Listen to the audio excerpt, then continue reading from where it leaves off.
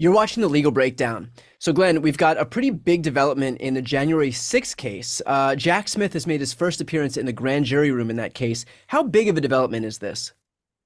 It shows that Jack Smith, special counsel, heading up an investigative team and a prosecution team, must be of the opinion that Mike Pence is perhaps the most high value witness against Donald Trump. I think that's the main reason he would want to sit in there. Now, look, it's also historic. You have a vice president testifying about the crimes of, in a very real sense, testifying against the very president he served. So it doesn't surprise me that Jack Smith would want to be in there to sort of gauge the Q&A in real time. Because look, the responsibility for recommending a prosecution of Donald Trump falls to Jack Smith. He'll have to make that recommendation to Merrick Garland, who can accept or reject it. I suspect he will accept whatever Jack Smith's recommendation is. But the fact that Smith has made his first appearance inside a grand jury room to watch Mike Pence testify is pretty significant. What can Jack Smith learn from him here? Like, I'm sure that he's not just doing it solely because of the historic nature of Mike Pence being there. What can he actually learn? So I think when you can get statements directly out of the mouth of the target of the criminal probe, that's going to be some of the most compelling and some of the most directly incriminating evidence and information Jack Smith is likely to develop during the course of the grand jury investigation. I mean, we've seen the reporting about how Donald Trump relentlessly pressured Mike Pence to violate the law, right? He urged him to commit the federal crime in violation of the Electoral Count Act and declined to certify Joe Biden's election win.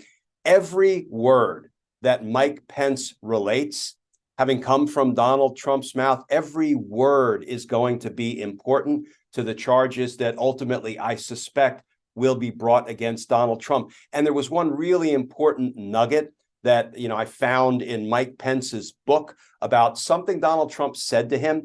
And it's so important because it proves not only Donald Trump's corrupt act, but it proves his corrupt intent. At one point, Mike Pence relates that, he was resisting the pressure by Donald Trump.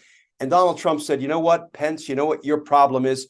You're too honest. Man, that is such an important statement from a prosecutor's perspective because it proves what was going on in Donald Trump's head. It actually proves his criminal intent because what Donald Trump was communicating was that what he was urging Mike Pence to do called for dishonesty. Yeah. That is going to be a really important piece of evidence at the future trial of Donald Trump. Now, is it abnormal for a lead prosecutor, Jack Smith in this case, to be in the grand jury room? Or conversely, how abnormal is it that Jack Smith hasn't been in the grand jury room thus far? All good questions. If we look to recent history, we had the Bob Mueller investigation. He was special counsel. And I got to tell you, Brian, I don't recall a single instance of any reporting that Bob Mueller made an appearance in the grand jury room. We heard about Andrew Weissman and others being in the grand jury room. So it is fairly unusual when you have a sizable investigation headed up by a special counsel appointed by the attorney general for that person to kind of be hands-on or down in the trenches when it comes to the Q&A of witnesses in the grand jury. So, I don't know that this is unprecedented, but it may very well be. But it's a really important indicator that not only is Mike Pence a really important witness, but I suspect Jack Smith is kind of moving into the final stage of his investigation. Well, that was my next question right there, is what can you glean from Jack Smith's appearance in the grand jury room? Is this kind of indicative of, I guess, him moving into another phase of this? Or I mean, like you said before, it might just be indicative of the fact that Mike Pence's testimony might just be rife with valuable information here that he can use against Trump. It does seem like Mike Pence is at the very top of the incriminating evidence totem pole. I don't think there's anybody, standing up on Mike Pence's shoulders. Yeah. Now, there are people like Mark Meadows who can undoubtedly present lots of incriminating evidence against Donald Trump, but Mark Meadows has his own problems because he is very likely a target of Jack Smith's investigation. So he's probably not somebody who would be presented to the grand jury to testify, because he would have a built-in Fifth Amendment right against self-incrimination. And all he has to do is say, I plead the Fifth. And Jack Smith could not defeat his invocation of that privilege unless Jack Smith decided to grant him immunity.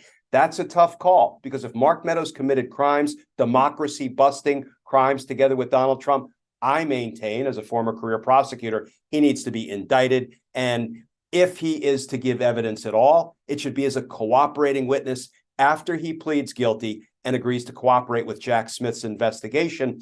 And the other thing is, if Jack Smith were to grant Mark Meadows immunity, it would make it almost impossible, not impossible, but almost impossible to then indict Mark Meadows, because immunity brings a whole host of problems. If you immunize somebody, compel them to testify, they incriminate themselves under that grant of immunity, it's really hard to move forward and prosecute them, because there's a risk that something they said under that grant of immunity could actually come back and be used against him. That, I will add parenthetically, is why Oliver North's criminal convictions during Iran-Contra got thrown out on appeal, because there was a risk that his immunized testimony had been used against him at trial. Okay, well, obviously we'll keep on top of that case as it continues to move forward. But I want to switch gears here to the E. Jean Carroll defamation case that's going on right now.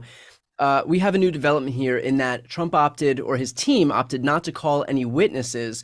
Why is that? So I can tell you what the defense attorney, what Donald Trump's defense attorney, Joey Tacopina, will say. He'll say, E. Jean Carroll failed to prove her case. Therefore, my client, Donald Trump, didn't need to call any witnesses, didn't need to put on any evidence, because there was nothing to rebut. Their case fell under the weight of its own weakness. Now, that's what every defense attorney says when they choose to put on no evidence. I have a feeling this is an acknowledgement, a tacit acknowledgement, that Donald Trump has no straight-faced defense, right? He has no witnesses to call in his favor. He can't testify because if his lips are moving, he's lying. And if you're placed under oath in the context of a civil suit and you testify and you lie, you could catch a perjury charge. So it doesn't surprise me that they're not putting on any evidence. What they are going to bank on is that Tacopina, has managed to poke enough holes in E. Jean Carroll's testimony and the testimony of her other witnesses that the jury might just throw up their hands, say, we can't even decide this case by a preponderance of the evidence, 51%. We can't say who wins, who loses. So we're just going to rule on behalf of the respondent, the defendant, Donald Trump. I think that unlikely, but I will say I am not at all surprised that Donald Trump couldn't muster a single witness to come in and testify in his defense. Yeah. Well, with that said, I mean, does it seem like this is kind of a concession of defeat, in that they just kind of want this thing to finish up with as little fanfare as possible? Because I'm sure if the Trump team called any witness, it can be an opportunity for them to, screw it up, or something can make the news. And so if they can just not call any witnesses, get this thing in the books, wrapped up as quick as possible, and then what happens, like, does it seem like in a way this is kind of some concession, some admission of defeat here? There are times, like, for example, when the Dominion Fox lawsuit settled, it seems like Fox just wanted to Exactly, just get this thing done. With as little bad PR as possible. Doesn't look like that's played out so well for them. But I wouldn't call it a concession of defeat. It kind of feels that way.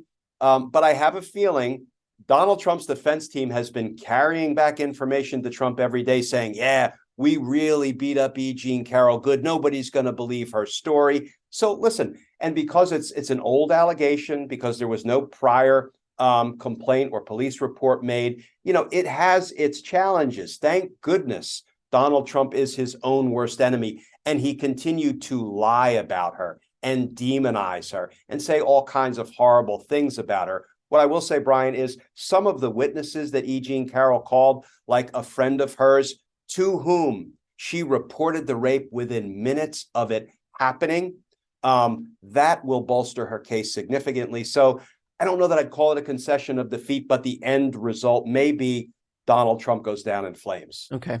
And let's finish off with this, just so that we know where we're at in this case. Where are we and how much longer do you presume that we'll have? So E. Jean Carroll's lawyers told the judge that they could be done presenting their case, their witnesses, their evidence as early as Thursday. And because we now know that the defense will present no evidence, they will probably move into closing arguments Monday, and maybe the case gets to the jury late Monday or Tuesday. Of course, the wild card is always how long will a jury take to deliberate? A jury can come back with a verdict in 30 minutes, or they can take weeks, and we'll just have to wait that one out. Okay, so we're looking probably toward jury beginning to deliberate around May 8th, May 9th, and we can have an answer as soon as hours, or we can have an answer as soon as weeks. I guess that part remains to be seen. But with whatever happens, we'll make sure to cover it here. So if you're not yet subscribed, make sure to subscribe. The links are right here on the screen. I'm Brian Tyler Cohen. And I'm Glenn Kirshner. You're watching The Legal Breakdown.